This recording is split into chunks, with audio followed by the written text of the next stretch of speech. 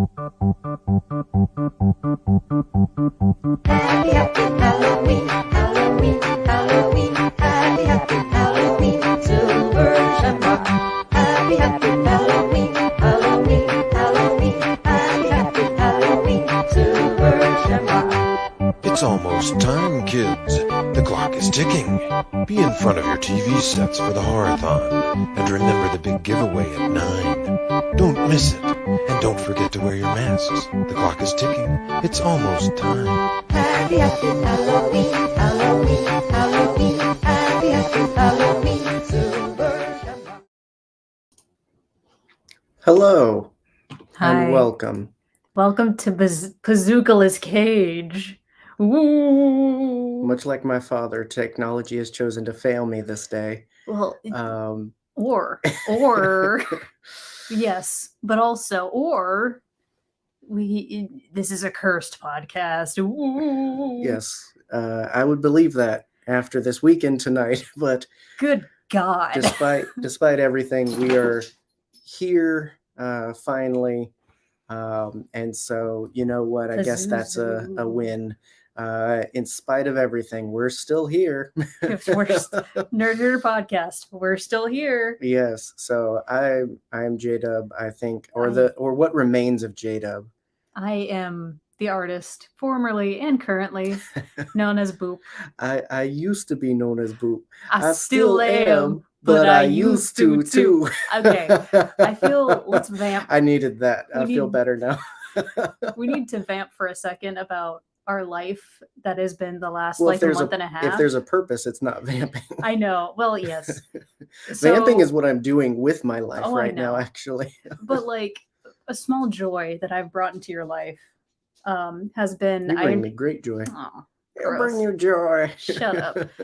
I've introduced you to Mitch Hedberg, which Yes. I have no idea how you never like I didn't interacted. I didn't with really Mitch grow Hedberg. up with comedians like that. Like I didn't watch like comedy specials or stuff like that. There were funny people in movies. I watched movies and shows. You watched Adam Sandler doing a silly voice. Yeah, if you weren't getting movies or if you weren't on SNL or if you weren't getting movies because you were on SNL, you weren't in my zeitgeist. And What's up, so Nick, by the that way? is how I missed it. Yes. Welcome to the show, Nick. Welcome to whatever this is. What's up, baby? It is what it is tonight. It be what it be. Mitch Hedberg is my. I can't say that. He's the shiznit. Much like Popeye's chicken, Mitch Hedberg is the shiznit.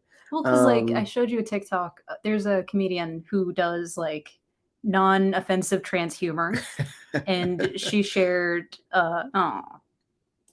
Two trees. Two At trees. least two trees. At least two. At least two trees to get through every day. And she Yes, did Mitch and Hedberg. they It's take very a funny. Mitch spin to their comedy, which is amazing. Yeah. What was the one that I showed you the other day? And I don't remember. What's up, up? bruh? Are you bouquet? Are you okay? This is the guy who showed me Mitch Hedberg to begin with. So Much like many things that have made It's a you circle. you. Yes, your brother Justin, he did not show me this movie though. and that's fine. Yes. Thank you. This intro, Back on whatever track. this is aside, we're just trying to save this because I'm not. obviously it's Saturday, not Friday, when we're normally live at 9 p.m. Eastern for your viewership. For your and enjoyment, for your we're pleasure. everywhere else for your ear holes the next day, normally today, but I needed an exorcism yesterday, apparently. And I did not have enough butter. And so we pushed it back, and we're here now. And then we were late getting this started because gremlins and the technology and whatnot. Zuzu chewed through the dang wires. And that's not how the devil works. I feel like that's the subtitle for this movie. Here we are. Yes, The Exorcist. That's not how That's the not devil how the devil works. And so we are finally here. And I want to go ahead and acknowledge the elephant in the room. We are flying solo for the first time Yes. in like Because Boop has 10 poor months. time management skills. We've tried with a couple of folks to get on board, and it's not because of an aversion to the subject matter. It's just because of the way life has been set up. It didn't quite happen. It almost happened yesterday, but then I didn't happen yesterday. No, I chose not to exist pea yesterday. soup everywhere. And so here we are. We're flying solo, but technically I get to be the guest because this is really your thing. I'm It's a kind of Boop here for your interviewing pleasure, for your interviewing spite, whatever you choose. Really, I am the mocktail of your choice this Listen, evening. We're gonna get into it in the episode, but I did feel a little hit of spite the other night when I showed you one of my favorite movies of all time, and your response to the end was, Are you talking about this movie? "Yes, I am." Okay, well, Okay, just as a refresher, we'll get into it. Golly, technology, my mouse keeps dying. Everything is failing. Put Nothing your is going fingers on this right. magic pad. It's been a week. Cursed podcast, baby. But Cursed podcast. if in all of that you've forgotten what we're talking about, here's a I minute and haven't. 48 seconds for me to get myself together.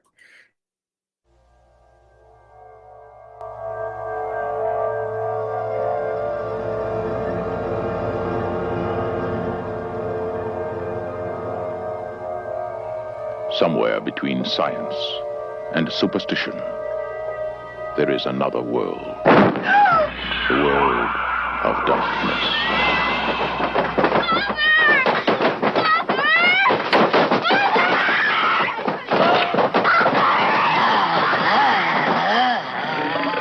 Nobody expected it. All right, let's see what the... Nobody believed it. And nothing could stop it. There are no experts. You probably know as much about possession as most priests.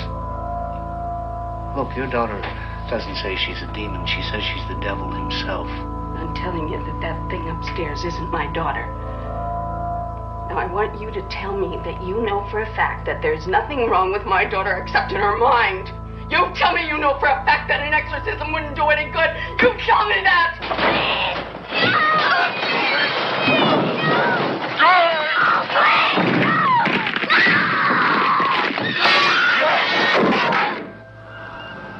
The one hope.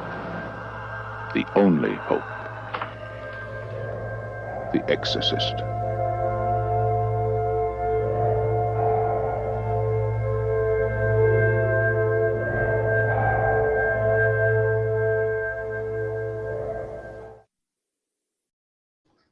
Yes, the Exorcist of the X variety. We totally just sat here and did nothing, watching that Absolutely nothing. aghast. We absolutely did not just run to the kitchen real quick. So fast, you have no idea. My gosh. What a So- day, what a week, What a day. what a life.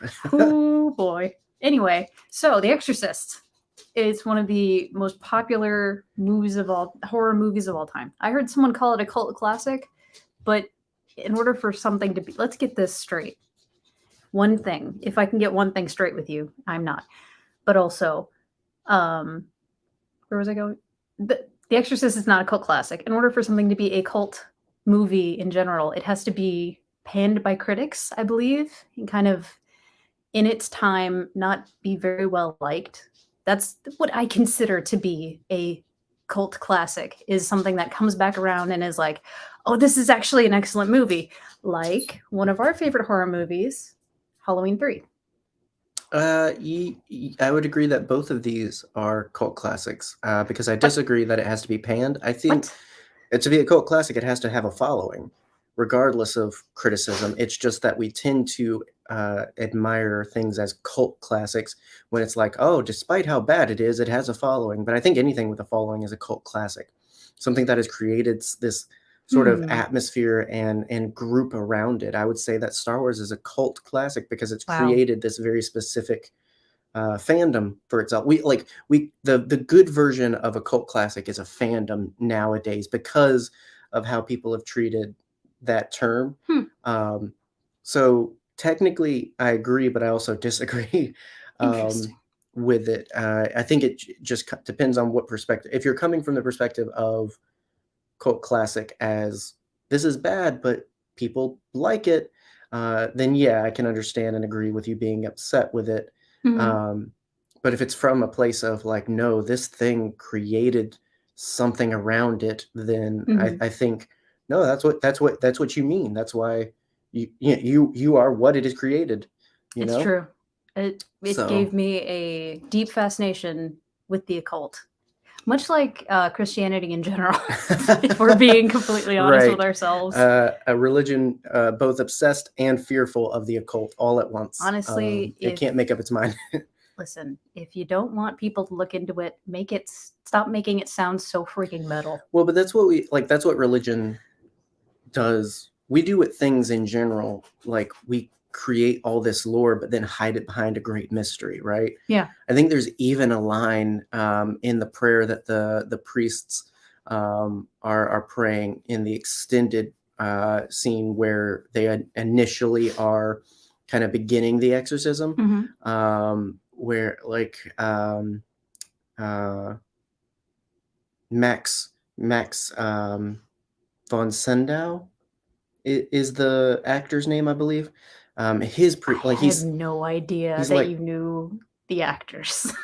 I just well, was I know thinking him. Marin. I know him because he was in Judge Dredd. He is in Star Wars.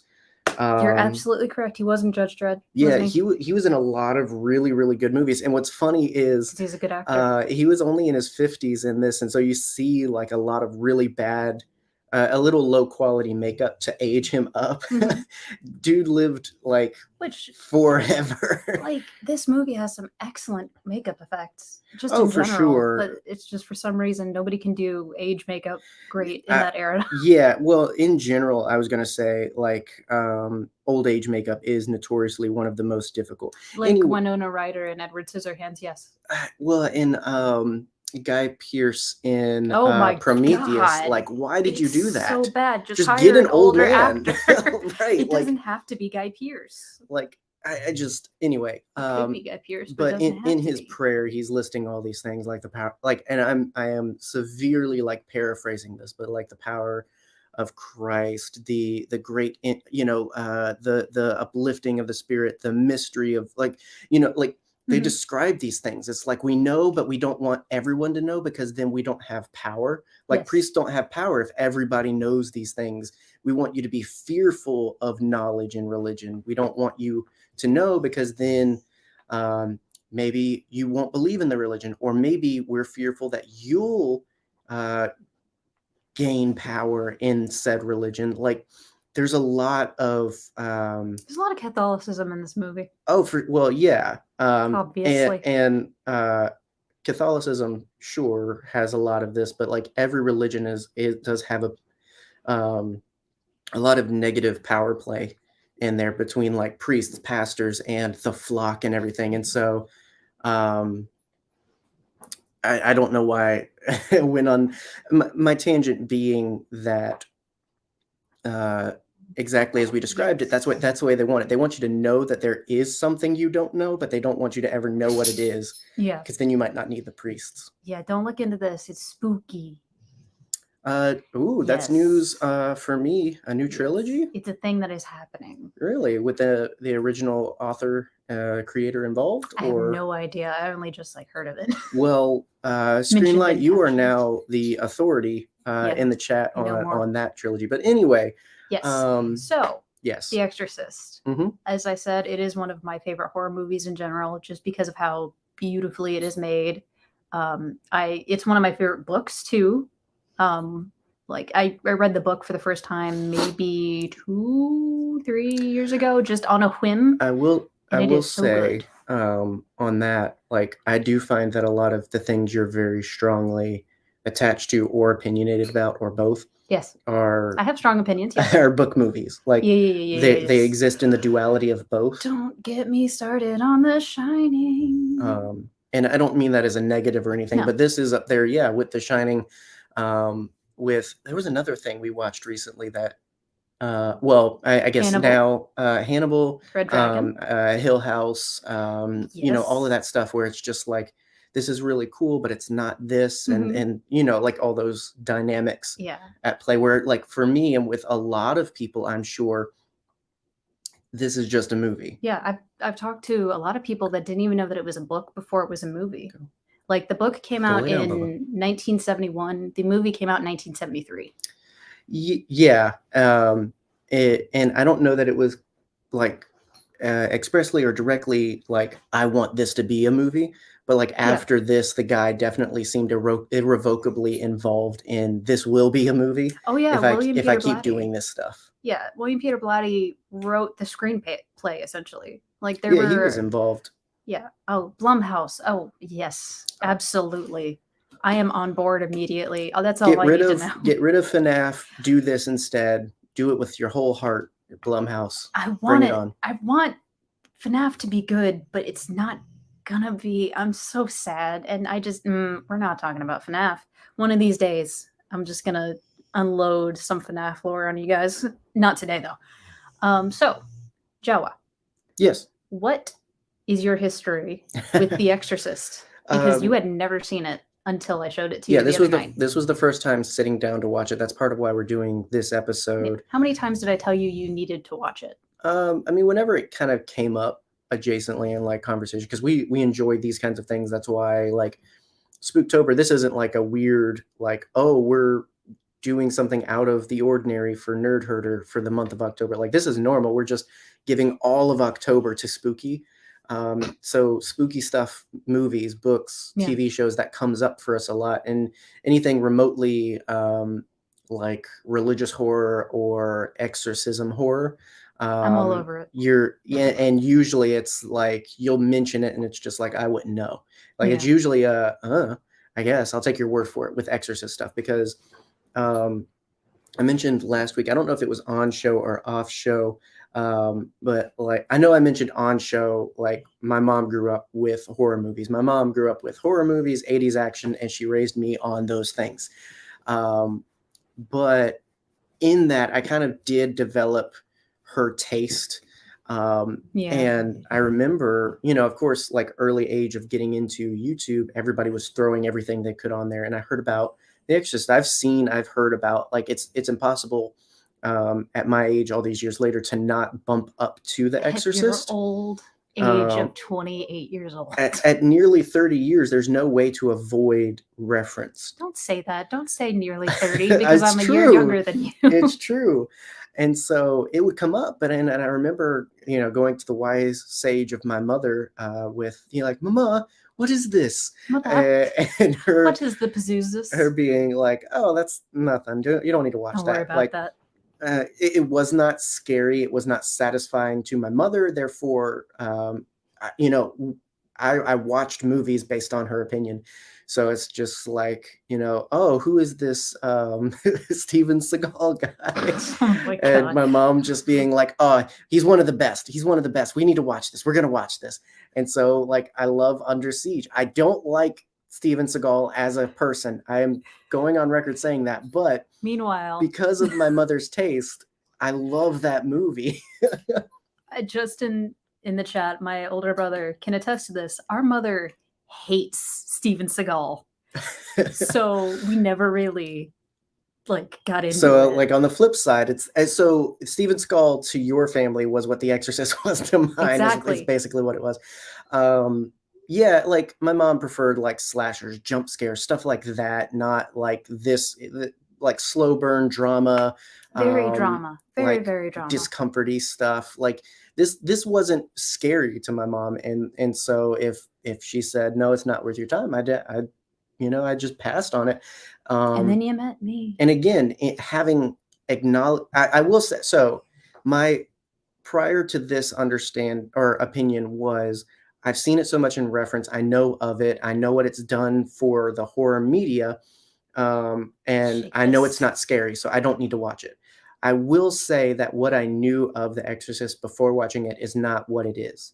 I'll say that watching it, it's a very different movie. Like, I didn't feel like I'd watched that movie. Mhm. I feel like I'd watched what the internet told me that movie was. Mhm. And so, you know, this was a perfect time. We've talked about like this because there's a few movies I have not seen that are very colloquially known as classics. Yes, and very important to my development as a movie enjoyer. And just like things you would expect somebody that likes movies to watch. And I didn't, because again, my mom was my taste meter for a long time. It's just like, hey, is this something I'd be into? You know, like if she said yes, I knew like, oh, this is good. If not, like there's very few things I think my mom was like, oh my gosh, this is amazing. And I'm like, what are you talking about? Like, she was the reason I loved so many things, and she helped me understand what I did love. I will say I have grown to like things beyond what my mom's taste was, you know? That's good. And so it's not that like what she gave me is gone, but I've definitely started to grow past that and take on other things with my own opinions. Yeah, and like we had very different upbringings. Meanwhile, I was raised on Turner Classic Movies for the most part. Like what we did on the weekends or just in general sitting at home was we watched movies as a family. And a lot of those were like not necessarily Exorcist. That's not a family movie. But Could be. I wouldn't. I don't know your relationship with your kids.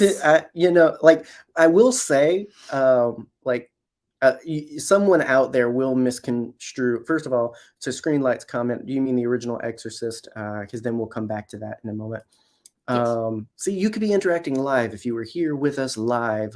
For the future audio listeners, just teasing you with that. You could be interacting. Someone will misconstrue my mother's comments as, oh, she was protecting him, right? She didn't want him to see. Mom, I love Christy Wilcox.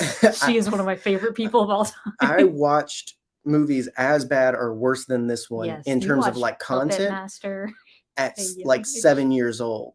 So I was watching Sesame Street. You were watching Child's Play. This was not about, oh, he doesn't need to see this stuff. Like I would have taken it as just any other movie. If you want to complain to my mother about what she exposed me to, you can't. Spoiler alert. So just deal with it that I am who I am now because of that. Man. I'm just saying, like it just, you can yell at the clock. It is what it is. Like I don't understand. Like, you know, somebody got offended by that recent. Like it was just I can't believe, and it's just like, what are you gonna do? Like it happened. Yeah. Like at this point, it happened 21 years ago. What are you gonna do about it? I am what I am now. Exactly. You know, like it can't be undone. So trust me, it wasn't. It wasn't content. Although, yes, I would say your average family of 2.5 kids would not sit down and watch this movie. 2.5. I don't even know if that statistic is any accurate anymore. I don't think so. I think it's 1.5 now or something. It's gone down. Yeah. Well, because kids are expensive. Kids are incredibly expensive. And they get possessed, dog and cat. Apparently. Kids are scary, man. But yes, my family would sit and watch movies together. That's pretty much all we did as a family. We would go see movies. We saw Shrek in theaters 3 times, which was great. But I was exposed to classic movies at a young age, like Arsenic and Old Lace and Young Frankenstein and Blazing Saddles, movies like that. And, you know, movies that are pretty universally classics, I guess. So I think I have a deep appreciation for classic film, one might say. And on top of all that, I grew up watching Universal horror, Hammer horror, which is basically the same thing. Like Nosferatu is one of my favorite adaptations of Dracula, just in general, because it is spooky. Like, I don't know. I don't know what's different in my brain chemistry that made me enjoy these movies growing up more than the average child. Mm-hmm. I don't know what's wrong with me. Ask my therapist. Well, kind of like we talked about at the end of last week, like I think it's just like it's not weird that these are popular or that we like them because it's just kind of always been a thing. It didn't start anywhere. It's just always been. Mm-hmm. And so I don't know. It just kind of happens the same way that some people like Taylor Swift music or like, you know, romance films. Like it's just cannot stand a comedy, a romantic comedy for anything. It's just you are what you are. You know, it just is what it is. And so one of my comfort movies is The Cabinet of Dr. Caligari. Well, I'm gonna make you watch that another one I one. haven't watched. You So need to. It's the list spooky. grows, and this was one. So this seemed like an opportune time to sit down, watch it, and Tell me about discuss. Yeah. Yeah. Tell me about your experience watching the movie. I mean, it's a very good movie. Yeah. I will say. Excellent. It's got really good layers to it. Like, it's not just possession, exorcism, end. So I really enjoyed watching it. There were a few moments that like took me out of it, either with like weird editing choices or with unfortunate age of some of the technology in filmmaking. Like you specifically complained a couple times about Thanks for making me sound so. No, but like No. complaining is not a bad thing. You pointed out audio peaking on some of the voiceover for Reagan's possession. Well, no. So the audio peaking was generally the mother.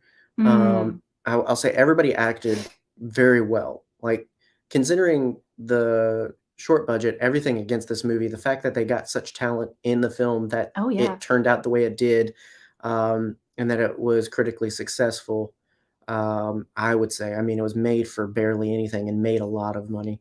It was the highest grossing rated R film until 2017. Yep.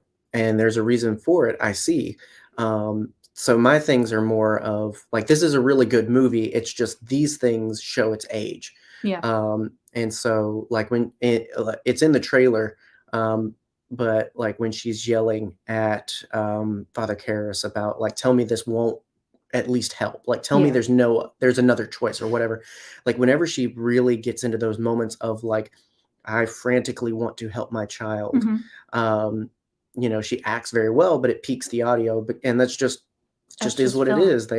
If they had better mics, I mean, it's 1973, so there's only so much you can do, and with a cheap film. And so it's like, I don't hold that against it, but yeah, like the moments like that, the crashing upstairs clearly being like it not lining up with what they're trying to convey in the scene. Like, number one, it's way too loud to not be concerning.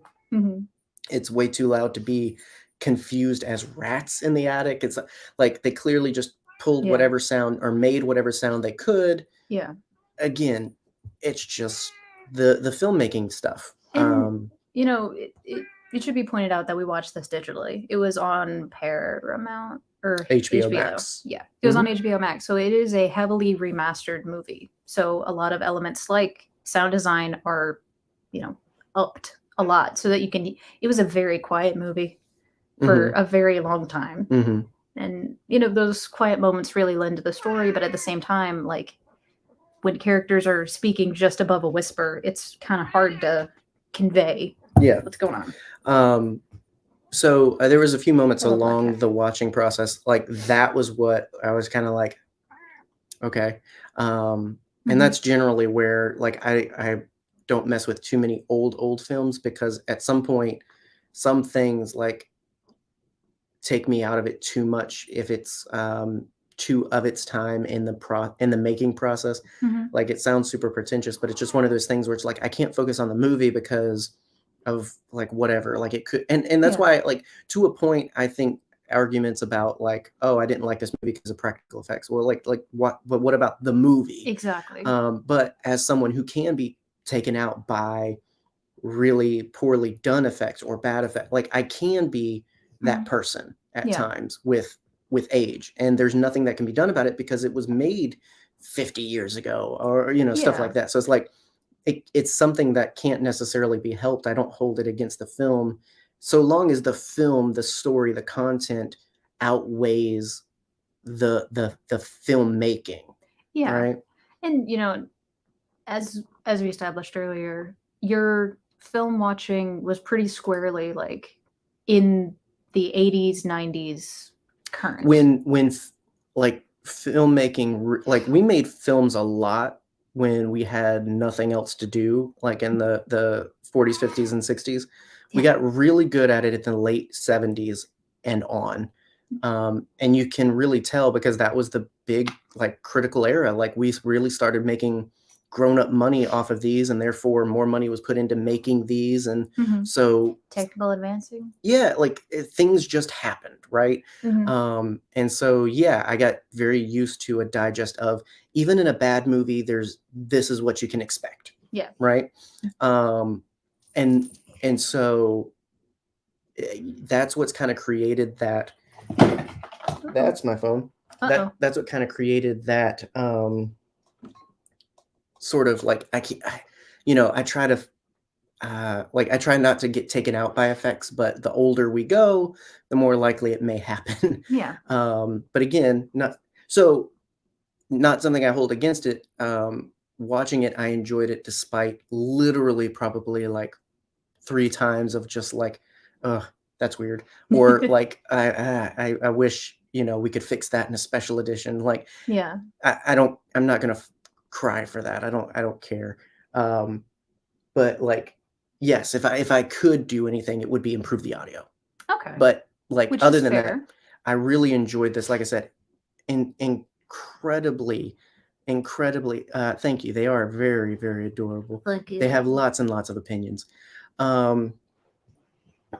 Other than that, it's a very, very good movie. And again, that's why I say, like, this isn't what I thought I was watching. Yeah, because you're familiar with parody of the movie. I don't like parodies. And like Parody and reference. I didn't just see Scary Movie, okay? I like, know. I did see it referenced in things that came after, people that were clearly inspired by the film. I've seen clips, usually of the scarier bits, which again tend to make it seem like, oh, it's just about a scary possessed girl. And that is the climax, but like there's so much more going on that I really enjoyed. I liked the moments building up to the demon taking more over Reagan, the subtle things of that coming through, and the medical solutions they were trying to take. Yes. You explained it in a way of like, at some point, a part of the horror, depending on how you watch it, is about a mother who can't help their child. Yeah. Part of the horror in general is parenthood. Like that is such a huge part of this movie may not be scary, but it is horrifying. Like I will say that to the day I die. Thank you. She agrees with me.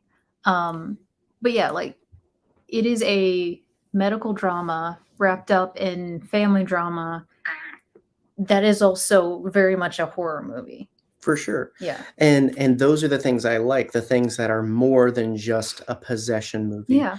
And that's part of what makes the book so dang good, is it takes you through all of these, like, it takes you through the medical drama for most of the book. Like you get all of these doctor's visits with Reagan. You get the frustration of Chris being like, so nobody can tell me what's happening to my daughter. Well, and at one point I was very like, whoa, what, like that was a quick cut, that like I feel like I'm missing information. In the version that we watched, there were missing scenes. And despite that, so the content of the film makes it feel like a weird cut, not like missing things. In the moment, it felt like I don't have information, but watching the scenes that came after, so it's specifically when it cuts to, okay, here's Reagan refusing to get a shot. She doesn't want the shot. Like, it's like, oh, okay, now we're in the hospital. At first it was jarring, but then watching the scenes unfold and seeing what it's doing to the mother, it's like, no, I have information. This one scene is meant to encapsulate all those scenes in the book that you're talking about. Yeah. Like this one scene gives us the tired mother who just wants their child better. This isn't a just fix her. No, she wants to understand and help her kid. Right. And she's like feeling like the only advocate for her kid. And meanwhile being questioned for it, like, did you leave out some drugs or Wheaties or whatever? Like, it's just like, what did you do as a mother that might have caused this? And it's just like a whole other level of horror. And this is like, this movie and the book in general does such a good job of isolating Chris. Like, it is very scary to be someone who is going through an absolute freaking ordeal and no one is willing to help. And the people who are willing to help are unable to help to a certain degree. Mhm. Like, in the book, I'm gonna do my best not to like fully harp on read the book, but you like should read the you like book. the movie. I It's not I a- love the movie. It's not a read the book. It's Yeah. better just because. Like, Absolutely. There are very few books and movies based on books where I would be like, well, actually, the book's like way better and you should just read that and ignore the movie. Like, I love The Shining. It's not an adaptation of the book The Shining, but it is still a fantastic freaking movie. much all like right? David Lynch's Dune is not. David Lynch's Dune is David Lynch's Dune. It's David Lynch's Dune, and that is a beautiful experience, not just a movie. Oh, I love David Lynch's Dune so much. What was I talking about? Yeah, the book does a great job of like taking the ancillary characters from the movie, like the doctor, like Detective Kinderman, who is just 10 out of 10 fantastic characters cops. that appear because they have to in the Love movie, it. but don't get to No. benefit from development in the movie. Detective Kinderman is a main character in the book, and he is shiny as all heck. Bubba. Like, Mhm. I said it on Twitter the other night, but he is one of the best written literary cops of all time, and he is in my heart on the level of Columbo, where he is just so. He is tactical, he is smart, and he is kind. That is not something we tribute to literary cops a lot. But you get a little bit of his charm in his interactions with Father Karras, but like he really doesn't get to, play with the space much because he's only in a collective maybe 5-10 minutes of the movie. Yeah, like enough to give us information about the death of Dennings, and kind of create this like an added pressure of figuring out what's going on because, like, Yes. they're kind of suspecting her kid of murder, Yep. or something like there. It's just more pressure to figure out whatever's going on because more and more things just start to unravel the worse Reagan gets. Yep. You're fine. To me, it feels like Reagan's not the main character. No. She feels like the plot.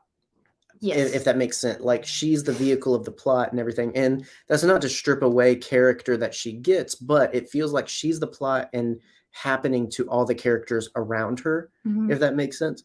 And so it's like the further she devolves, the further the characters and their situations devolve, right? Yeah. And their situations only resolve when she resolves, when she is cleansed of this demon Pazuzu. Pazuzu. Yes, Pazuzu. Yeah. Which I feel like I did my very, very best not to interject while we were watching the movie too much and be like, I feel the need to add context because the movie doesn't explain this very well, including that opening sequence. You did in the right areas, I think. I will say this opens much the same as 2004's cult classic Aliens vs. Predator.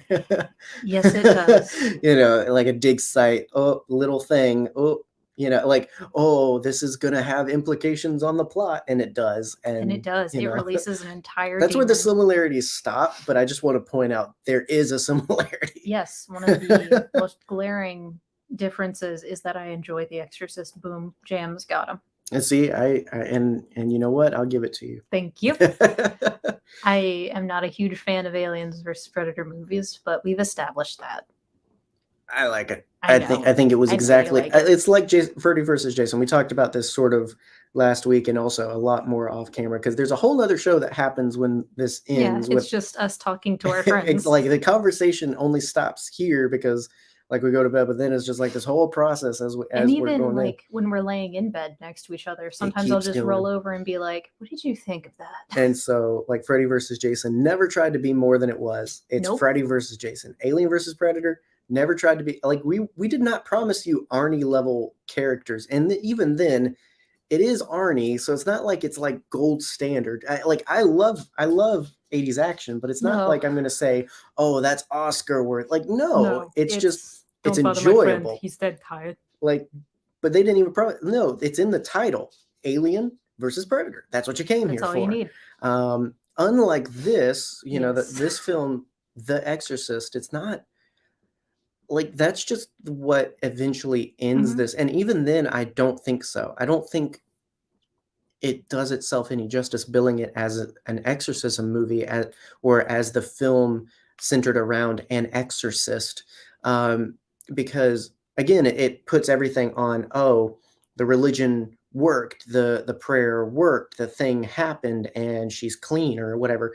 Like, honestly, this guy going through everything, Yeah. like accepts that, like, I don't really have much of this is my reading. Mhm. I don't have much of a life worth living at this point. Everything that's happened to me, my lost faith, all of this, me losing my life and taking this demon with me is more acceptable than this girl, than what could happen if she's lost. Yeah. Right. So it's not even the exorcism. It's a man kind of coming to terms with his life and taking it into his own hands. Mhm. And the demon just happens to go with him, Yeah. supposedly. Supposedly. And so, like, you know, for me, it's like you see the title, you see the trailer, like all these things bill it as an exorcism movie, like plain and simple, which now with the endless Exorcist movies, not like the series, but like, Yeah. you know, we have The so many series, the TV to, show, the remakes. yeah, we have so many that fill in our idea of what this will be. Like you Mhm. hear the title and you're like, okay, I got an idea what's going to happen. And I don't think this checks any of those boxes. I think it does something so uniquely different. Like, I was thinking about it today even, and like parts of it feel very similar to Hereditary, for Mm. me, in that like Very tonally the similar. the supernatural thing happening is a vehicle for another element of the story, not necessarily just the supernatural thing. Mhm. You know, it's not just possession, exorcism. That's not the whole point. There's all these other threads going on. Mhm. And the exorcism is just preying on those other things. Absolutely. I mean, the conversation could be had that this is not a movie about religion in general, even though it largely relies on religion. Obviously, the movie is called The Freaking Exorcist. But it doesn't deify it. Exactly, 100%. Love that. It does center around a priest, but it's a priest who has gone through medical school, become a psychiatrist, who is relying on the worldly things, like, woo. And then you have our other main character. I'm firm about the fact that this is a movie about Father Karras and Chris. The mom. Not necessarily Reagan. Chris could not really be.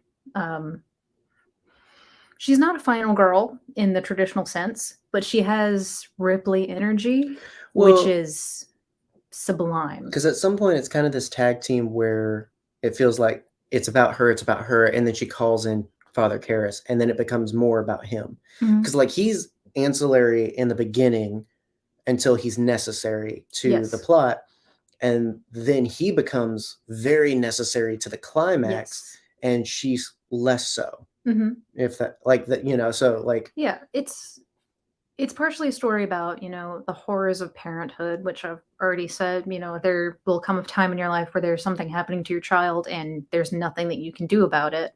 And giving up that control to someone else is incredibly difficult.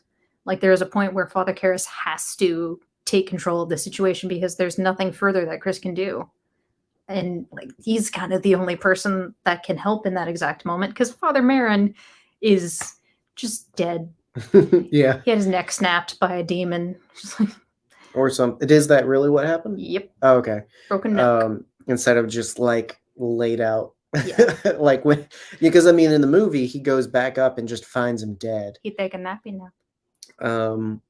And Mm-hmm.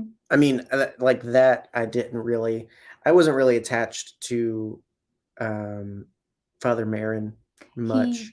He gets a lot more character in the book. I'm sure. And Yeah. so, like, I feel like the impact of it, like, for the movie's sake, it feels more like, Mm-hmm. is this what you want? Is this who you want to be if you stick with this religion? Mhm. You know, Father Karras, like, this is you. Like, it feels like this, like, you know, am I Yeah. just going to end up like this? Are you willing to give up everything, including your body, Yeah. for this? And he And does, ultimately does. but in his own way. Exactly. Like, not in the way of religion, because, like, you know, little things in the movie, but I'm sure big things in the book. Like, you know, that scene in the bar where he's talking about, like, I think I've lost my faith. Mm-hmm. You know, it's like, you know, this is clearly a guy dealing with stuff, and then Yeah. this needy mother comes and says, "Hey, you're my only hope. Can you Yeah. do something?" Yeah. And it's like all right, because of, like, my background both religiously and medically, I can't say no to helping. Yeah. But it, again, this is just my readings. It feels like going in with, all right, we'll see what happens, and this will determine. Like, it's almost a toss of the coin. Like, let's see what happens and how this Yeah. how this determines what I'll do, who I'll be. You know, Mm-hmm. because the things that have, you know, when he's lost his faith, he's talking about these things. I should move closer to my mother, blah, blah, blah, blah, blah. Like, time passes very quickly in the movie. Yes. There's a few lines that key you into how long it's been since other things, but otherwise, if you're not paying attention to that, you feel like this all is happening within a weekend, and it's Mhm. so much longer than that. And there's not much of like Um, introductions being done either. No, like, you're just like, all right, here are these characters now. I'm pretty sure I had to tell you who Dennings was. You had to clarify. Yeah. Um, And also tell you that he's much more likable in the book. Well, he's played by a decently likable person, and True. so, like, I feel like he kind of took liberties with the character as well. Fair.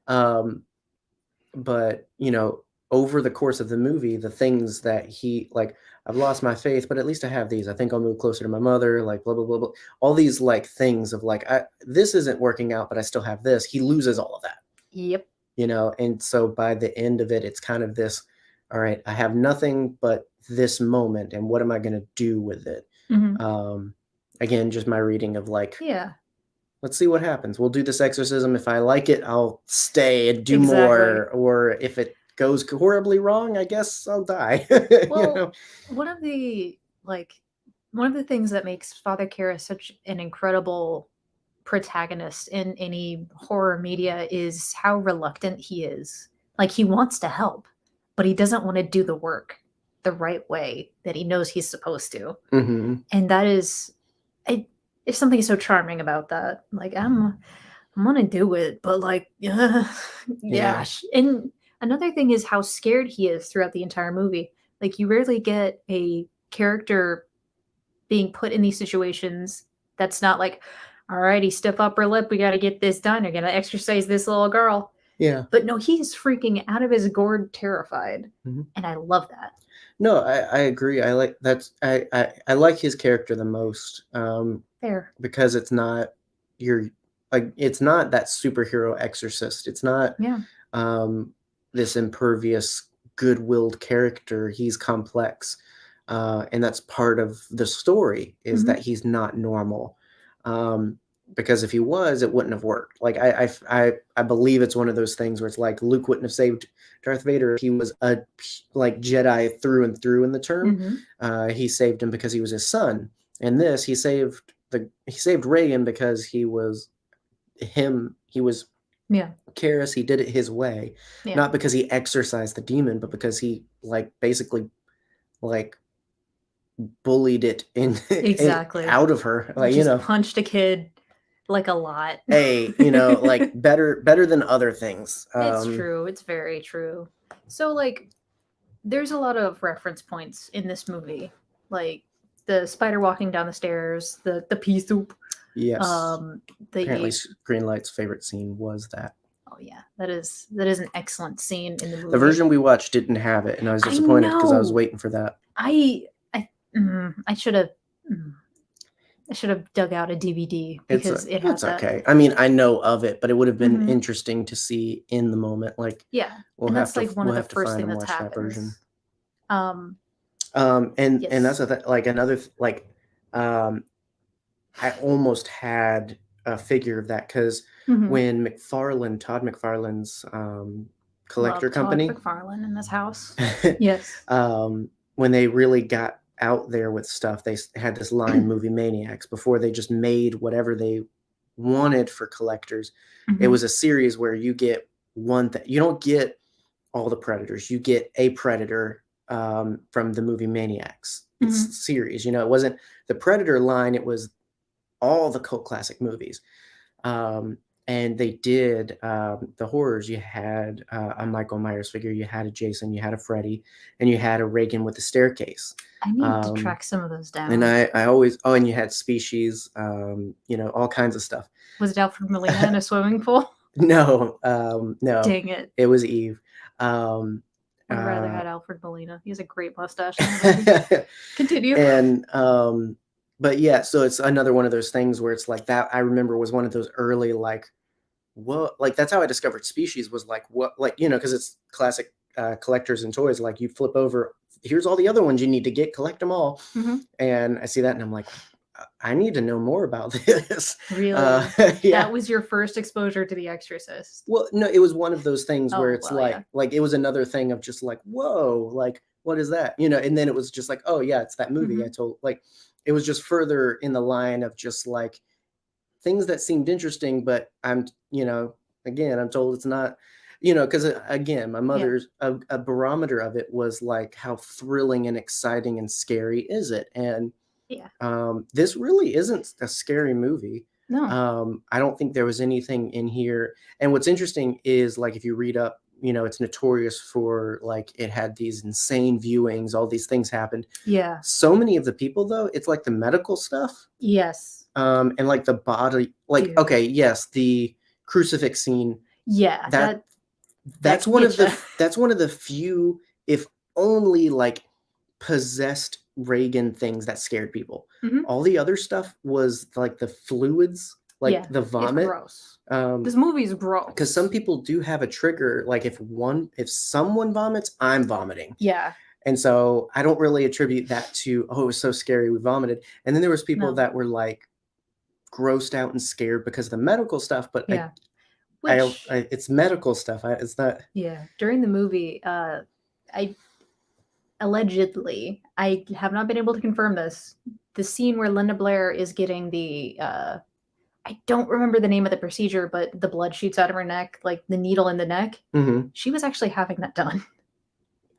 Allegedly. I don't think so. Yeah, like I've seen it come up on a few trivia things, and I cannot confirm nor deny. I'm not an exorcistologist. Now it was incredibly accurate. I know I've read that where like it was an accurate procedure, but it wasn't real. The only thing I've heard about like her hurting herself on was the like back, like when she's being flung up and everything. There was a malfunction with the mechanism in the bed where Linda Blair was seriously injured. She had to be in a back brace for quite a long time after that scene, as well as she's still having back issues to this day. Yeah, I mean, if you see it, you'll see instantly like, oh, that's not, that shouldn't have been a person. Yeah. I have to look something up before I make my next statement, so vamp for a second. Okay. Apparently in the scene where she like flies up and hits somebody, I think it was her mother. Yes. Knocked her across the room. Apparently the mother's actress broke her coccyx, her butt bone, falling back in that scene. And these are all the things that people attribute to why this is either so scary and successful, or B, a cursed film. Like all of these things. But again, like I said, like the scary stuff that got people it was body horror. It wasn't necessarily the horror of the possession, which I would argue is the thing you're marketing, is the scare. Yeah. Um, It hits different when you're from a certain religious background, I will say. sure, but like, and all the other like it's a cheap done and a kind of rushed and overworked set, so Mhm. accidents happened. Like it wasn't just the actors, like all kinds of accidents happened because it was a poorly done Yep. and rushed and problematic set, not because of the content. Yes. To me, It to me. was not a cursed production. There is no such thing as a cursed movie. I believe in that. Like, Amityville was not a cursed set. The Omen was not a cursed set. Like, I cannot get with that. It's silly, but I believe in ghosts and whatnot, but that's neither here nor there. So during the production, there were actual like vandalizations of like set vehicles. There were sabotage props. Like they were dealing with stuff because there were people People out there didn't want who it did made. not want this movie made. Well, Yeah. and then like this released initially Christmas Day. Yeah, it did do that. And so like right after all of the, and especially when at this point, Mhm. Christmas was a very religious holiday. It's not anymore, and I don't think it needs to be. No. But it's very much on the hearts and minds of people, that have probably come from Yeah. Christmas services, all this other stuff. And Yeah. like purposefully catching people in the height of their Christendom. It gets people. I have a coworker who told me about, and this will show their age. They snuck out as kids to see this movie and paid the price, being like frightfully scared of this forever after. Was it Herzberg? No. Okay. But it's He just doesn't all strike me as the the don't dox people. I'm not doxing. I didn't say his first name. There's a lot of people with that it's last name. name. It's a very common name, sure. Yeah. But yeah, it's just like it very much sticks in people of just like, no, this is extra bad because it's devil stuff or whatever. Okay, it's the devil. Which I don't even think that Pazuzu a real thing? Yes, like he's one of the princes of hell. Okay, where's that come from?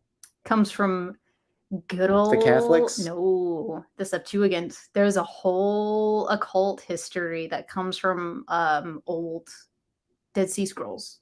Okay, so like for most Christians, that's non-canon. I don't have time to go through the princes of hell But with you. see, that's the stuff that gets me with this religiosity stuff, right? Like, so they're boycotting this because this is so devilish, right? Yes. It's messing with things. And to be fair, there is very real vandalism in the movie that was happening at the time.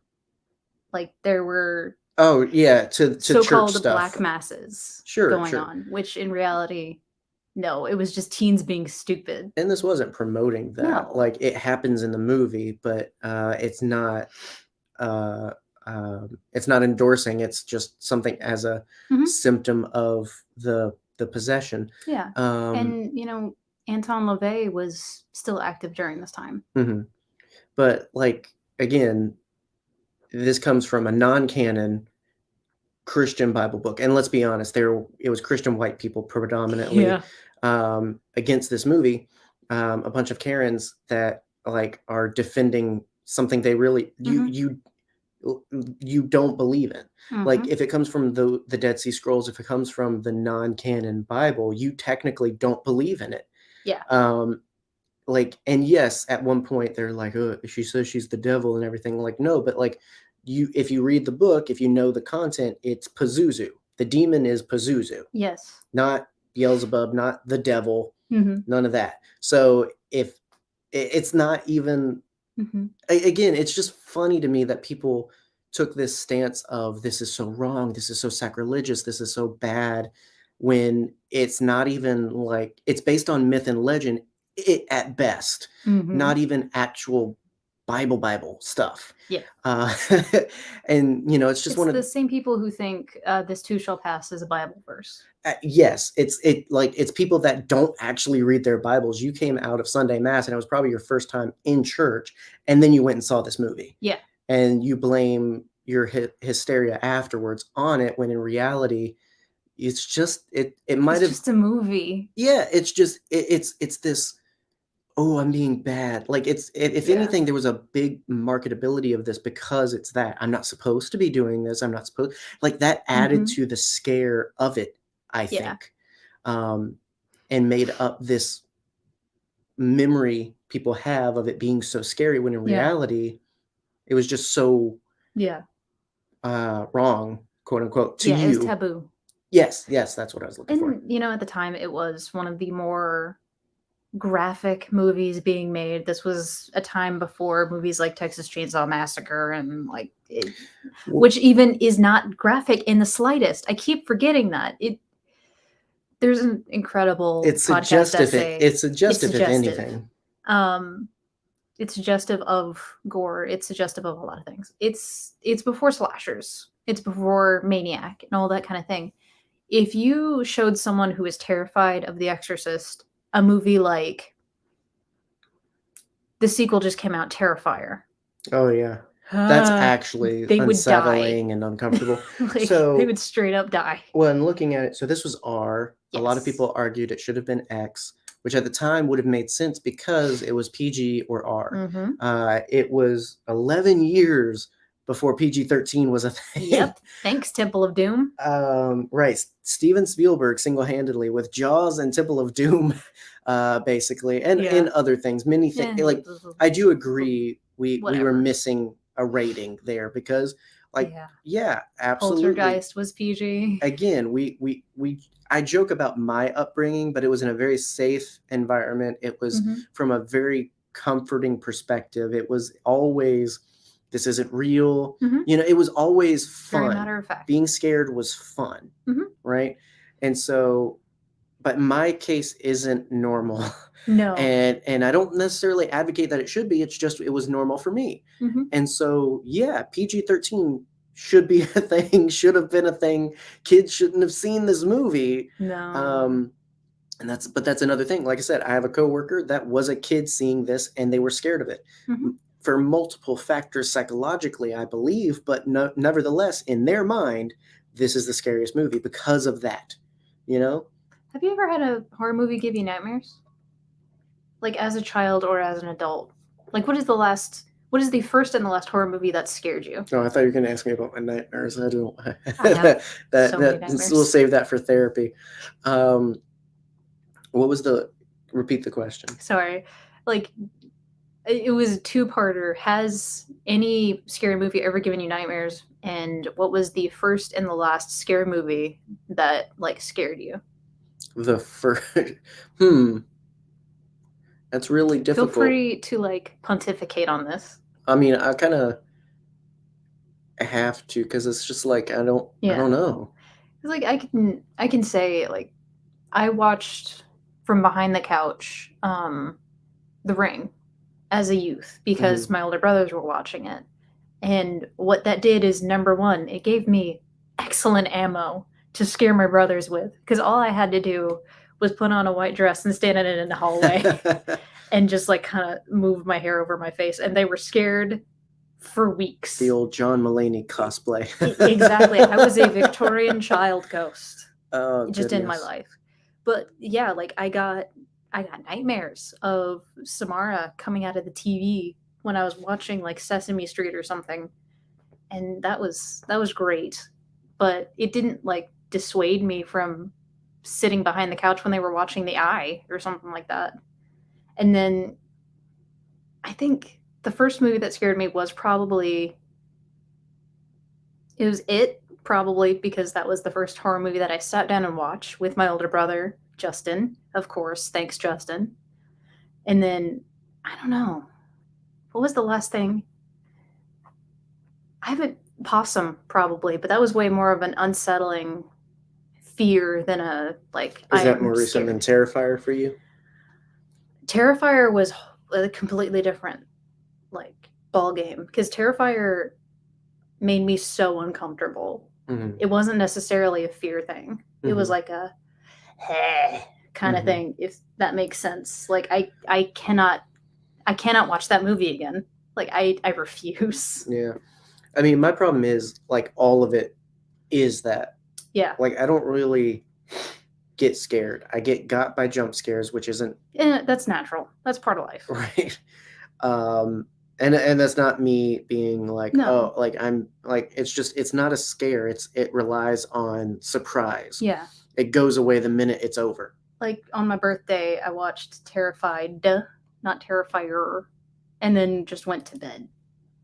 Like, It gets the thumbs up from Brennan. What's up, Not Brennan? scary at all. love you, buddy. I think it's all in the perspective you take it from. I absolutely believe, and I think that's with everything. Like that, like I said, jump scares and unsettling things, Yeah. but never like scared. Yeah. Never like I will tell you probably the last time I was scared, to put it in perspective, was probably 2012, working at camp. Because all good things happen at camp. And this was the year I was introduced to Doctor Who, with a mutual family family of friends to us, Mhm. and the Paytons. Yeah. Love them. They talked about this British sci-fi all the time, and it's just like, what is this? I've never heard of this ever. It cannot exist. And they're talking about it in like all of this, like it's so cool, it's so interesting. And we decide when we have camp for the weekend, once we send all the kids away, this would have been perfect for like scary movie media or material or whatever. Mhm. We decide, all right, we have the camp to ourselves, which was irresponsible as heck. Oh, absolutely. The person in charge isn't in charge anymore, but if they were, like, we like, you should shun them and judge them, because that was like so stupid. We could have, and we did get in so much trouble, and then there was things we didn't get in trouble for, we should have. All of this stuff happened If you were there, no, you weren't. because we were left alone at camp. Great idea. We decided with that we were going to take over the dining room. That was where the big flat screen was. We were going to watch Doctor Who, but we weren't going to just watch any Doctor Who. They were going to curate the scary episodes for us. Yes. And so starts off, we went in Doctor order. So we started off with Are You My Mummy? We started off with your favorite episodes. My favorite. Okay, creepy. I get why it's on the scary list, but it's Mhm. not scary. Watched something else, and then we watched Blink. We watched David Tennant's. It's not even really his episode; he's barely in it. But yeah. we What watched is what one would of the become, best episodes of all time. yeah, my favorite Doctor Who episode. To the point where the next year, Yeah, literally. that was Like when I found out, oh, you Yeah. like Doctor Who? what's your like, favorite episode? Yeah, and Blink. no, it wasn't even that. It Really? was just like we went on a date, and it was, oh, we like Doctor Who. Like I don't Mhm. remember what I was getting. I think either a blanket or something. I was just like, all right, well, you pull up an episode. I'll get that, and I'll come back. And by the time I'd come back, you already had Blink up, Yep. and so I was like, oh my gosh, you're perfect. This Um, was this was the moment that the dyad was formed. This was yes, it was at that moment we were intrinsically linked, and so a year later was my favorite episode. That night scared the bejesus out of me, and it was Aw. just all the right settings, because after watching all of this, and it wasn't even in the moment. It There's was a lot of statues at camp. yeah, too. it wasn't even while watching it. It was when it was like, all right, time to go, Yeah, it's walking and we had to back make it the back to the cabin. quarters, and it's just like, oh God.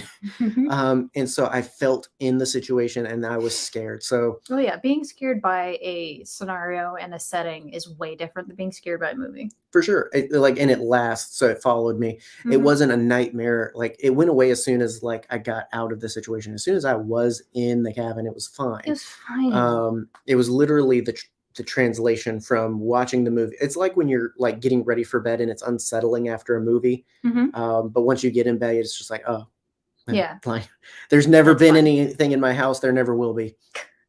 Ah. You hope.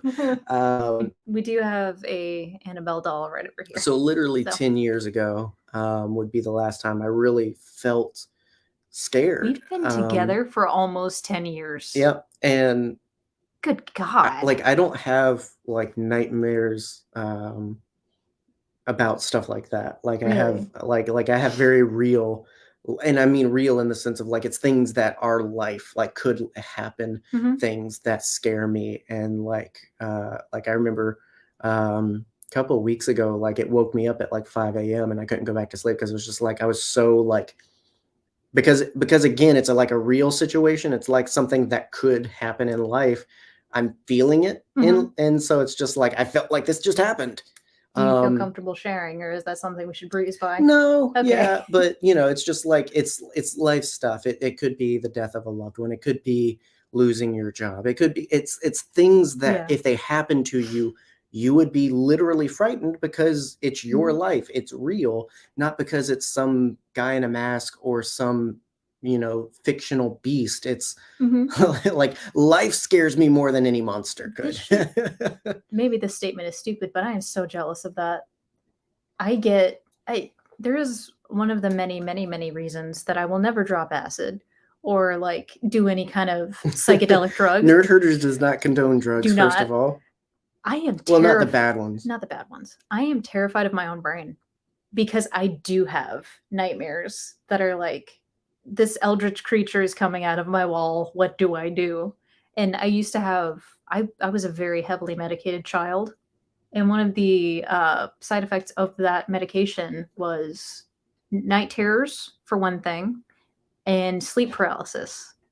So I would get sleep paralysis episodes a lot.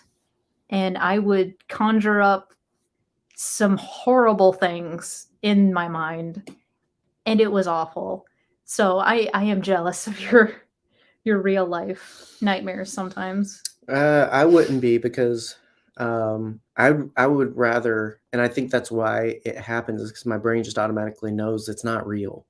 Like I'm not saying that like stupid fictional stuff doesn't happen in my dreams. It does. It's just I know it's not real. Like recently I was on the run from do you know who I think it's Daniel Day Kim. Do you know who that is? Yes. Really beautiful Asian man. Beautiful man. I want to say martial artist, but at best a good fight choreography guy. He was in the recent Hellboy and everything. He was He's chasing just you down. Yeah, so imagine his head, his face, with Fabio locks on the body of The Rock. I think he would be beautiful. He looked beautiful, but he was chasing me for some reason. I remember terrifying. Like think of like an infinite flight of stairs, like in like a hospital. So it like goes around and around and around. Think of like that. I'm like creatively, like I start like I'm just running down the stairs, then I'm hopping stairs, like I'm doing anything I can to get a lead because he's just after me. Yeah. Stuff like that happens. It's not scary though. It's just like what? Exactly. It's like what have I consumed that created that entity in my brain? Have I ever told you about my sensory dreams? No. That I get sometimes. So I have issues with sensory processing. Like I have a lot of sensory issues, bad textures, bad sounds, that kind of thing. And sometimes I dream in experiences, not necessarily in images. And so one of my like scary things that used to happen to me a lot was I am terrified of the sound of running down a hallway or something running at you. We talked about this, yeah. Because that is one of my most like weird fears. But I used to dream that someone was running towards me down a really long hallway and the dream would end when it reached me. And I don't know what that means. Sometimes I dream in textures. So like the feeling of like, this is going to sound stupid, but the best way to describe it is microfiber. I hate the texture of microfiber so much. It icks me out so much. And sometimes I'll dream like in that texture. Use it in a sentence. It's so hard to describe. Microfiber is like the dust cloths that you have over there. Oh, okay. Yeah. Gotcha. Bad touch. Sure. Very, very bad touch. Like it catches any texture. Yes. Yeah. I can understand. And like it's so weird and uncomfortable. Like it's really hard to describe. It's kind of like a synesthesia kind of thing. Synesthesia. Oh my gosh.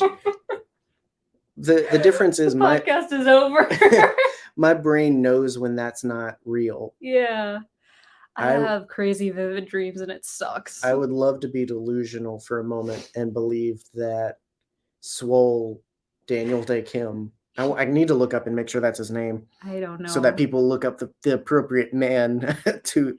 We're gonna for clip this reference. entire end of the episode and just post that as its own podcast episode. But like, I'd love to believe. Yep, it's Daniel Day Kim. Okay. I'd love to believe. Beautiful man. Yeah, look at that. Look at that guy. And he is pretty like built already, but he's also tall, so it's not like he doesn't He's so tall. he doesn't sit like a Dorito. Look at that man. Right? It's like, imagine Chris Look at great Hemsworth. cheese off of those abs. If you don't want to look it up, imagine Chris Hemsworth. I'm talking about like Rock at the biggest he's ever been, like can't reach that spot on his back, like swole. Just like yeah, like big. And he came out of a jar. I have to say. Where was the jar? Again, I don't know what I did to deserve Daniel Day Kim chasing after me, but it happened. I'd rather believe that's real than some of the things I experienced where, like, we it's hidden in our lingo here, but if you didn't know, we watch Game Grumps. We do watch Game Grumps. And Barnacles. Daniel was talking about this at one point. I love that you refer to him so formally. About like he had a dream and like somebody died and they went through the whole mourning process in their dream and then they woke up and they weren't dead. And it's just like the jar of like, what? I mourned you. What the heck? Like, I went through all 5 stages of grief. Like there's a physical and emotional response to things like that can't be described as just being scared. It's just like, I felt going to be super stupid, but we're past the hour mark. This is generally where it happens. It's fine. We're talking about The Exorcist for anyone Are that we? can't tell. So it's like Kaioken. All right, which, no, that's not the new exotic Ken doll. The I would buy a Kaioken Kaioken. is a power-up in Dragon Ball. And it's one of those things where, like, Dragon Ball always preaches, like, power comes with, it's a double-edged sword. Like, it's power, but at a cost, right? That's why Goku's all crispy after he does the Kaioken times 5. Yeah, so imagine putting your body in a state where it feels everything's times 10 or times 20 or times 100. It's like that, like, because you're dreaming for what feels like a few hours, but you're experiencing what feels like a lifetime. You're feeling what feels like a year. Like it's so much more than it is, and it's all condensed down into a few hours. And so it's like so much more, I feel like, in the moment, like jarring and traumatic than if it had been actually spread over years or an infinite amount of time. You know, it's like all of that is condensed in those very realistic nightmares for me. And so, like, because we like so many things that are not realistic, they're not grounded in reality usually. And even the things that aren't supernatural still are very fictional. And so none of it gets to me because it just never gets as real life. And it's like, it's a joke, but it's real. Like what happens in my real life, like what could happen to us or to our living situation, like stuff like that is way more traumatic and frightening to me than anything you could put into a film. And that doesn't mean I'm not going to be averse to things. I'm not watching Cannibal Holocaust again. I'm Absolutely not. Not. You should never watch Cannibal Holocaust again. Lord of the Flies. I'm not watching that again. Like, there's just things that make me uncomfortable and I'm not experiencing them again, but it's uncomfortable in a way that I can walk away from, unlike things that could happen in life that I can't walk away from unless I die. Please don't. You know, I don't plan to. Better not. So don't make me learn necromancy. This would have had to do a lot of things to really scare me. Yeah, that's right. We're talking about The Exorcist, aren't we? Yeah. And of course, none of that happens. For me, like, it ends out in a point, like, I'd rewatch this. I want to watch the the one from 2000 with the re-added scenes and whatnot. It's like 11 minutes more footage and whatnot. Heck yeah, man. I want to watch it Yeah. again because it's a really good movie, not because it scares me, but It's a because comfort it's movie. interesting, because it's exciting, because it does what it does very well. Mhm. Maybe we'll do a commentary track. Who knows? Like prior to this, I would have said that like The Taking of Deborah Logan, Ooh, a movie we good watched together, movie. was probably my favorite exorcism movie. Very good movie. And you haven't seen the last Exorcism. This, which came out around the same time, and those two are kind of pitted against Great each other a movie. lot. No, is the last Exorcism the one with Anthony Hopkins? No, that's The Exorcism of insert name here, right? Because yes, that was a thing that's for a the one. while. No, not even. Molly? Emily Rose. Emily Rose. No, you're right. It is. No, it's the last right. Is the I think you're right. Yes. I think it's the last right. Yes. There's a lot of exorcism movies, guys. That one's really good. Maybe we should talk about. I would say, originally before watching this, like so many have done exorcism really well. Surely, like the original, the inspiration couldn't be better than what it's inspired. It's so good. Sometimes though. that's the case. Yeah. I will say sometimes what has come from something is better than what it was. We've had this conversation many times. But in the case of The Exorcist, I think it's as good as everything that came after it. Yes. At least. I don't want to Yeah. put I can't necessarily put it over everything yet. I don't want to put anything else over it. I think it's as good as Deborah Logan, as The Last Rite, Yeah. As the other Exorcist thing. Because I'd even say The Conjuring. It's as good as those things. Yeah. To me. You can definitely see what makes it an iconic and fantastic movie. Like there are so many scenes that stick out in the cultural mind and have been referenced over and over again, like the head turning around at the very least. It is the camera following the axe in The Shining. It has been done so many times at this point that I think a lot of what holds back this movie is people thinking that they know it. Like you cannot say that you know The Exorcist unless you have seen the movie. Yes. Do not rely on it's, in the cultural consciousness. It's been parodied so many times. Why should I watch it? Because it is such a good movie. You cannot rely on those things to be like, oh, I watched a video YouTube essay on it. I think I understand it. No. Yeah. Watch the dang movie. Yeah, to get your own opinion too. Yeah. Like not even getting it through reference or getting it through commentary, but get it for yourself because as someone who believed that, like, yeah, no, it's so much more than what you think it is. Yeah. And the best way possible. I think there was, I don't remember if it was you or one of our friends that was like, oh, it's so overrated. It was one Graeme. of our friends and patrons, Graeme. Graeme, I love you so much. Who is an amazing No, it's not. horror file as well. Like they love Part horror. of the Mutant fam. Like Yeah.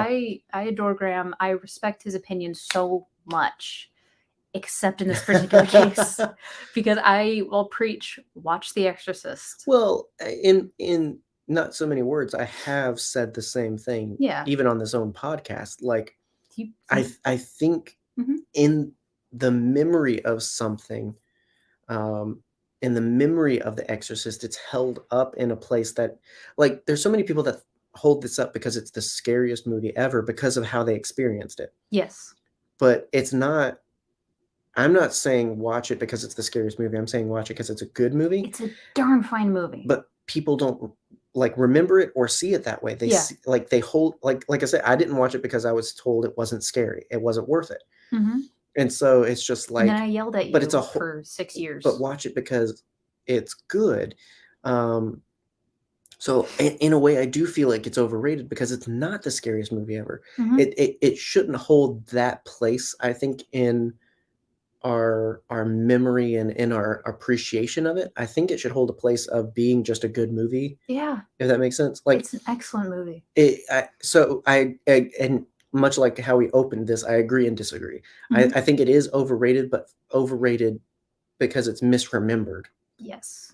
I understand what you mean. Because there's so many things like that. There's people that have nostalgia goggles on and they're like, oh, this is peak cinema. And it's just like, dude, You're not doing it right. You're not Right. appreciating the art for what you're it talking is. about bench warmers, like, dude, or whatever. I Like, hate that movie.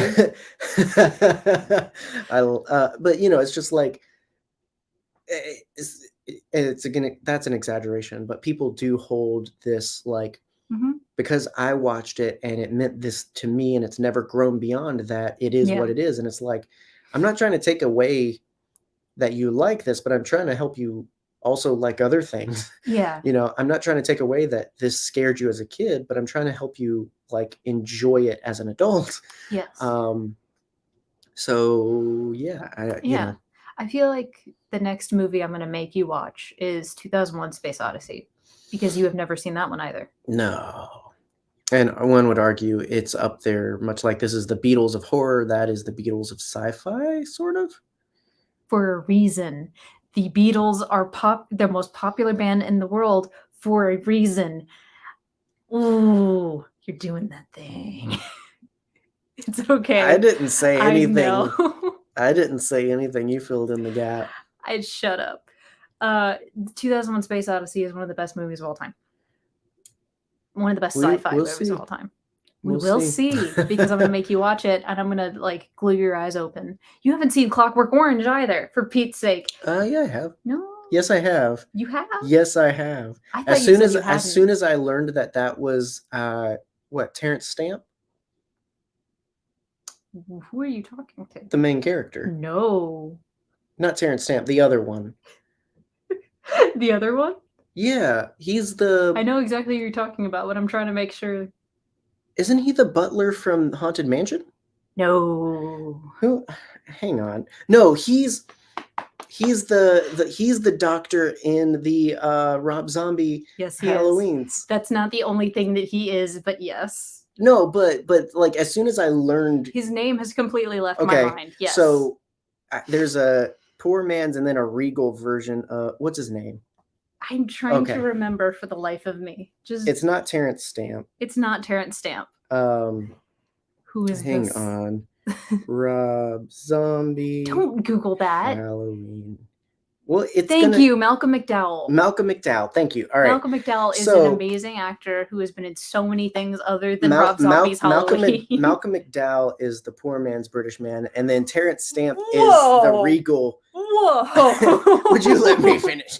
Is the regal version of that. Shut the hell up. I confuse them often. They're both fantastic, but yeah, as soon as I learned that Malcolm McDowell, and it was probably when I watched Rob Zombie's Halloween, I was just like, How oh, old were wait, you? this was a thing he did whenever this came out. I don't know. So 2007. You I were think. too young to see that movie, which so was I, to be I mean, fair. well, yeah, like what's new? There were movies that I watched Freaking because they loved that were movie. cinema, and that was one So, of them. That was the rabbit hole of just like, what else has this guy done? I really enjoy He was in him. a great episode of Tales from the Crypt. And he was in Clockwork Orange and Yes. Ba Weep Granny Wah Weep Ninny Bong. It's just like he talks like every junkion from the Transformers movie. Blah, blah, blah, blah, blah, I blah, hate blah. the fact that you are right in this exact moment. But yeah, that's the Man, my entire... darn strength Okay. melt. Blah, blah, Dude, blah. shut up. It's right. It's correct. Like, So I have watched it specifically because of that. okay. And that is why the junkions are the goons in my head. Have you seen the original Psycho? Yes. Dang it. I've never seen any of the sequels, but I saw the original, I saw the remake, and I saw American Psycho. You don't need to see any of the sequels. No, so I'm told. No. But yeah, I have a list of movies that thank you've you. never seen. Thank you, Brennan, for you that. beautiful babe. Love you. Next year, next season, year? we'll see. We'll get it on the calendar. There's more classics to watch and maybe enjoy. This was a pleasant surprise. I thought I'd be on here very much just like, it's exactly what I thought it was. It's overrated. It's the Beatles. Like, it's just... Shut up. I'm just saying, like, they did good things for music, but they They themselves... changed music for the rest of time. And they're okay at best. One of these days, They I'm were going to great. sit you down and make you appreciate the They were Beatles. great then, and we have moved They on. continue to be We great. have moved on. I love you so much. And so, but no, I was pleasantly surprised. I was very happy to enjoy this movie. And so, yes, that's right. That was the other thing, Was in Star other Trek than Generations, yes. Rob Zombie's Halloween, Star Trek Generations. That's where I knew him from. The guy that killed Kirk. And so, but anyway, yeah. So The Exorcist. There you go. There you go. Excellent movie. Watched it for the first time and was pleasantly surprised, and can say, it's older. It's definitely got a opinion about it in the zeitgeist of horror fans and fandoms in general, but it's worth watching for yourself if you haven't. It's worth rewatching if you haven't seen it recently. It's a very good movie. Such a good movie. Excellent book. Pick it up. I plan to watch the second one. Yes. Because you showed me the third one. That was, I think, when you discovered that I hadn't watched the first one. Exactly. I showed you the third one because it is a fantastic Yeah, you're movie. like, hey, have you ever seen this? I was like, no, but you're just like, oh, I really like it. We should watch it. And it's like, okay. And it's just like, you were talking about all these things, and I'm just like, I don't know what you're talking about. Yeah. And it's just like, have you not seen The Exorcist? And so that's how that happened. So I've seen the third one. I've now seen the first one. I plan to watch the second one. Mhm. It's And fun. supposedly Blumhouse is working on a trilogy remake. So Blumhouse. Love we'll you, see what Jason Blum. happens. But so there's no real promo for next week's because it's a difficult one to do. And also, again, listen back to the beginning of this week has been horrible. And so no time to work on one. And it'd be difficult too, because we're talking not really about a thing. We're talking about an experience. Yeah, we're talking about something much like The Exorcist inspired many scary movies after. We're talking about like a book and scary story that has inspired many interpretations. Many. Created an entire genre. And it's continuing to do so. And so next week we're talking about The Legend of Hill House. Yes. One of the oldest and original scary stories by Shirley Jackson. Shirley Jackson. And has gone on to inspire, yes, the films you're probably thinking of with Vincent Price, Liam Neeson, and Chris Kattan. All clearly on the same level. Technically 13 Ghosts, if you want to get technical. Technically Haunted Mansion. Exactly. Technically Monster House. If you've watched a haunted house movie, this is what started it all. Exactly. And so we're talking about the origins and some of what it has inspired and what's similar, what's different, all of that, and just spooky houses in general. Yes. I assume, much like this one, it's just going to be a lot of fun chatting, talking about our nightmares and all kinds of tangents. But that's what you subscribe for, right? The only difference is Jerry's going to be there. Yeah. So, yeah, make sure you are subscribed for that. Make sure you're following the podcast on wherever you like to get it, to be ready to receive that when it comes out next week. Hopefully uninhibited. We'll see. This week was a curveball. Hopefully next week will be easier. And also watch Bombadcast next week. Yes, the one and only Boop will be guesting again twice in 1 month for the Spookies. I'm in your walls. And so Thursday and Friday, you have something to look forward to from at least one of us. I'll be there. I'm just here. Thank you for having me. Of course. I will always be your guest. Hey, happy to do it. You got to watch a Liam Neeson movie. I did. I love anything he's in, and I really wanted to like this movie. He gave a subdued performance. He did fine. He needed a paycheck. He needed that paycheck, and Owen Wilson was there too. He gets decapitated. But literally the next year he's doing Star Wars. So what can you say? Yeah. So come back next week to hear about that. If you don't know what that is, do some light research and then come prepared to learn even more. There's a list on our Twitter. Because we're definitely not going to be able to talk about everything, but good God, no. Yeah. So thank you, Brennan, Marr, always representing in the chat as one of our patrons. Thank you to our patrons. If you want to help support the show and receive minimal appreciation for it other than our eternal gratitude, you can check out the links in the description to do so, as well as all the other important things in the description as well. Yeah, Nighty night. our cat. She just gave a real big sneeze. So yeah, so until next time, what did we decide? Stay spooky.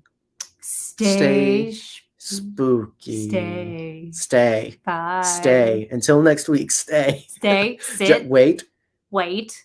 Good boy. Wait a minute. Wait a minute.